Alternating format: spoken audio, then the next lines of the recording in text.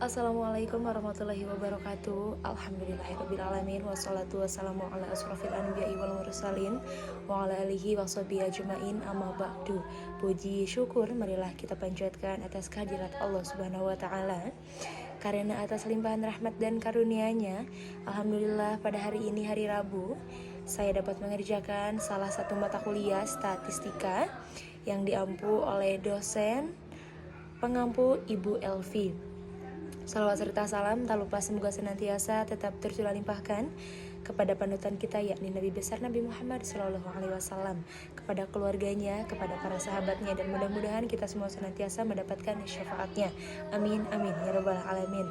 Di sini saya Rizka Puji Astuti akan memaparkan materi tentang uji normalitas dan homogenitas. Uji normalitas dan homogenitas merupakan dua prosedur dasar yang penting dalam analisis statistik untuk menjamin validitas hasil analisis parametrik. Kedua pengujian ini seringkali menjadi prasyarat dalam berbagai teknik analisis yang memerlukan asumsi distribusi normal dan persamaan varians.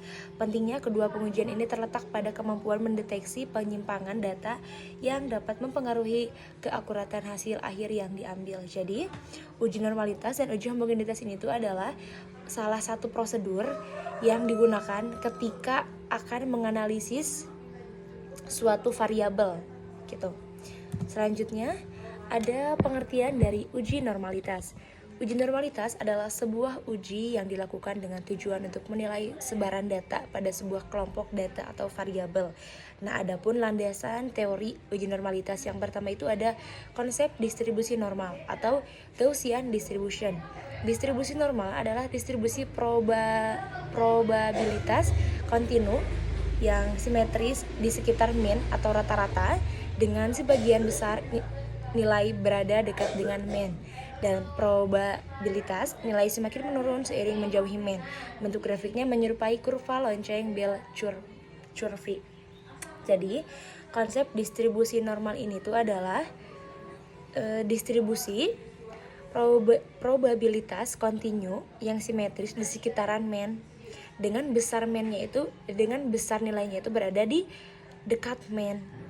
Nah, kalau probabilitasnya menurun, itu tuh akan menjauhi mean gitu. Jadi kalau probabilitasnya naik itu mendekati mean, tapi kalau probabilitasnya turun itu menjauhi mean, atau mean itu adalah nilai rata-rata. Lalu ada karakteristik utama dari uji normalitas. Yang pertama itu ada simetris. Simetris ini tuh merupakan kurva distribusi normal simetris sempurna di sekitar mean. Jadi kurvanya itu normal, jadi nggak mendekati mean, nggak menjauhi mean, tapi berada di tengah-tengah mean gitu. Jadi sempurna ada di sekitaran mean. Lalu ada unimodal, hanya memiliki satu puncak modus yang terletak di mean. Lalu ada mean, median, dan modus sama nilai mean, median, dan modus dalam distribusi normal adalah identik. Lalu ada asimptotik. Kedua ujung kurva mendekati sumbu horizontal namun tidak pernah benar-benar menyentuhnya. Lalu ada luas di bawah kurva. Total luas di bawah kurva distribusi normal adalah 1 atau 100%. Lalu ada aturan empiris yaitu 68 sampai 95 sampai 99,7 rule. Sekitar 68% data berada dalam satu standar deviasi dari mean, sekitar 95% data berada dalam dua standar deviasi dari mean, dan sekitar 99,7% data berada dalam tiga standar deviasi dari mean.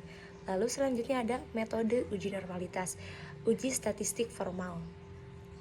Uji Shapiro-Wilk menguji hipotesis nol bahwa sampel berasal dari populasi yang berdistribusi normal sangat kuat untuk sampel kecil hingga sedang.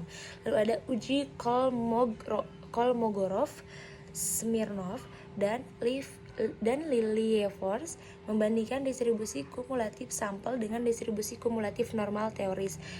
Lalu ada uji Chi-squared, yaitu membandingkan frekuensi observasi dengan frekuensi yang diharapkan di bawah asumsi normalitas. Dan itu membutuhkan pengelompokan data.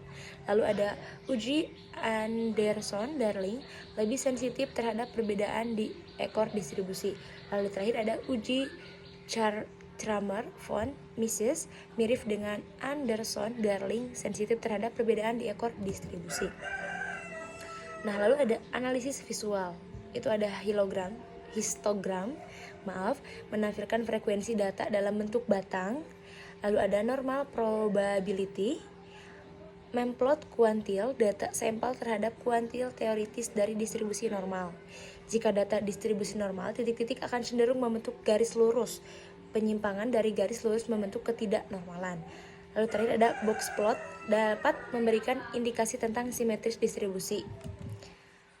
Nah, ada beberapa metode uji normalitas yang umum digunakan. Yang pertama itu ada uji Shapiro-Wilk. Uji ini dianggap salah satu uji normalitas yang paling kuat, terutama untuk sampel berukuran kecil hingga sedang. Biasanya sampelnya kurang dari 50 sampel. Itu untuk uji Shapiro-Wilk. Lalu ada uji Kolmogorov. Uji ini lebih umum digunakan untuk sampel berukuran besar. Uji ini tuh membandingkan distribusi kumulatif data sampel dengan distribusi kumulatif normal teoritis. Lalu ada uji Lilliefors. Ini adalah adalah modifikasi dari uji Kolmogorov yang lebih spesifik digunakan ketika parameter distribusi normal.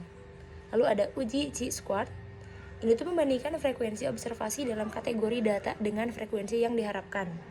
Lalu ada terakhir analisis visual. Normalitas data juga dapat dinilai secara visual melalui histogram, normal, probability, plot, QQ plot, dan box plot. Nah, lalu selanjutnya ada uji homogenitas. Uji homogenitas ini tuh adalah salah satu metode pengujian dalam statistika untuk mengetahui apakah dua atau lebih sampel dari populasi yang berbeda memiliki distribusi variasi atau karakteristik yang sama. Jadi, uji homogenitas ini tuh pengujian statistika untuk mengetahui metode apakah dua atau lebih sampel dari populasi yang berbeda memiliki distribusi variasi atau karakteristik yang sama. Jadi untuk dua atau lebih sampel, kalau statistika mah untuk satu sampel, kalau ini mah dua atau lebih. Nah, jika dua kelompok data atau lebih mempunyai variasi yang sama, maka uji homogenitas tidak perlu dilakukan lagi karena datanya sudah dianggap homogen. Jadi uji homogenitas ini tuh untuk dua sampel atau lebih, tapi kalau dua sampel ini memiliki varian yang sama, berarti uji homogenitas ini tuh tidak perlu dilakukan gitu. Nah, uji homogenitas ini tuh dilakukan dengan statistik uji F, uji Bartlett, uji Leven, uji Cohran, dan uji Hartley. Nah, yang pertama ada dua sampel. Hipotesis 0 HO menyatakan bahwa kedua populasi memiliki nilai distribusi yang sama, dan hipotesis alternatif H2 menunjukkan kedua populasi memiliki nilai distribusi yang berbeda. Lalu ada lebih dari dua sampel. Hipotesis 0 HO menyatakan bahwa sampel populasi adalah sama, dan hipotesis alternatif H menunjukkan bahwa setidaknya satu varian populasi berbeda. Jadi, kalau dua sampelnya beda, itu dibutuhkan uji homogenitas. Selanjutnya yaitu kesimpulan. Jadi, berdasarkan pembahasan mengenai uji normalitas dan homogenitas, dapat disimpulkan bahwa kedua pengujian ini merupakan langkah krusial dalam analisis statistik parametrik. Uji normalitas membantu memastikan bahwa data yang dianalisis memiliki distribusi yang mendekati normal. Sementara uji homogenitas memastikan kesamaan varian antar kelompok yang dibandingkan. Pemahaman dan penerapan yang tepat dari beberapa metode uji normalitas dan homogenitas serta interpretasi hasilnya akan meningkatkan validitas dan reliabilitas kesimpulan penelitian. Jadi, dengan demikian, peneliti dapat mengambil keputusan yang lebih akurat berdasarkan data yang dianalisisnya. Terima kasih, sekian yang dapat Rizka sampaikan. Mohon maaf apabila ada kesalahan atau ada kekurangan dalam penyampaian materinya. Sekali lagi Rizka ucapkan terima kasih dan wassalamualaikum warahmatullahi wabarakatuh.